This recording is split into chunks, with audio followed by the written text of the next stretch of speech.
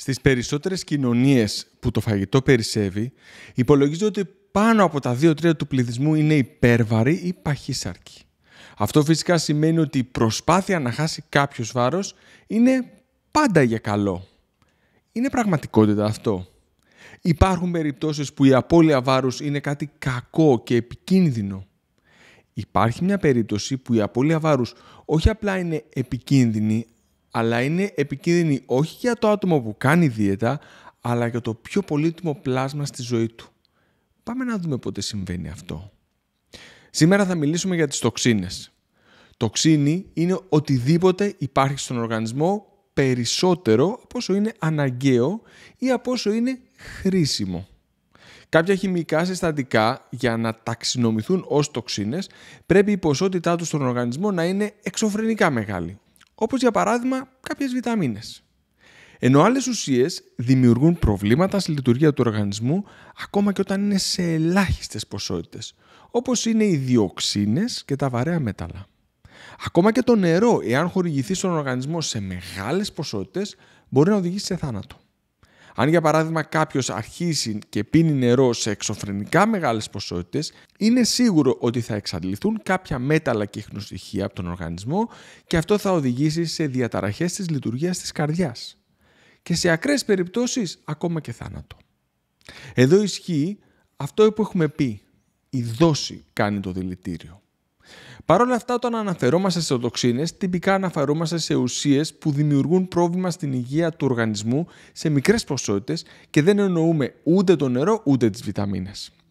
Πρόκειται για ουσίες οι οποίες είναι χημικές, έχουν φτιαχτεί συνθετικά σε εργοστάσια και βρίσκουν το δρόμο τους στο σώμα μας μέσα κυρίως από την τροφή και πολύ λιγότερο από το νερό και τον αέρα. Αυτές οι χημικές ενώσεις χωρίζονται σε δύο μεγάλες ομάδες.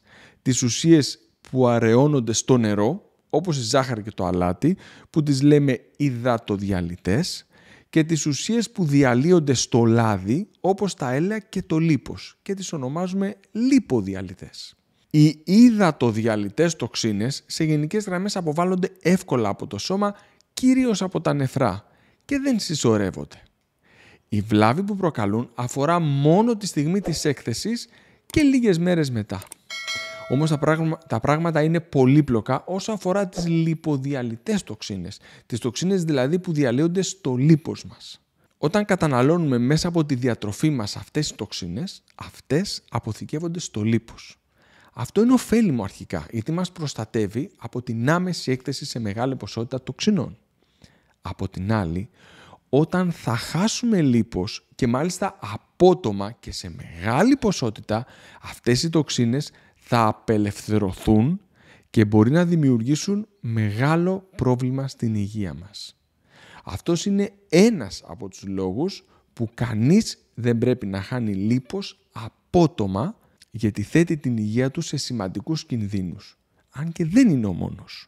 Υπάρχει όμως μια περίοδος της ζωής της γυναίκας που αυτό μπορεί να δημιουργήσει μεγάλο πρόβλημα στην υγεία του παιδιού της. Κατά τη διάρκεια της γαλουχίας, δηλαδή κατά τη διάρκεια του θυλασμού. Αν μια γυναίκα προσπαθήσει να κάνει δίαιτα κατά τη διάρκεια της γαλουχίας και αυτό οδηγήσει σε απελευθέρωση πολλών τοξινών από τη σχετικά απότομη απώλεια λίπους, τότε αυτές οι τοξίνες περνούν στην κυκλοφορία και στη συνέχεια στο γάλα με το οποίο θυλάζει το βρέφος. Το βρέφος είναι ανίσχυρο να προστατευτεί από αυτές τις τοξίνες γιατί ο οργανισμός του δεν έχει αναπτυχθεί πλήρως και το θέτει σε σημαντικό κίνδυνο. Αυτός είναι και ο λόγος που κάποιοι διεθνείς οργανισμοί συνιστούν την αποφυγή της δίαιτας και της συστηματικής απώλειας λίπους κατά τη διάρκεια της γαλουχίας. Όσοι ενδιαφέρονται να μάθουν περισσότερα, στην περιγραφή θα βρουν μια πολύ σημαντική μελέτη σχετικά με το θέμα. Από την άλλη, αν δεν βρίσκεστε σε περίοδος γαλουχίας και σας ενδιαφέρουν περισσότερες πληροφορίες σχετικά με την απώλεια βάρους, μπορείτε να πατήσετε στο βίντεο που εμφανίζεται αυτή τη στιγμή δεξιά μου για να μάθετε πώς το μυλόξιδο βοηθάει να χάσετε κιλά.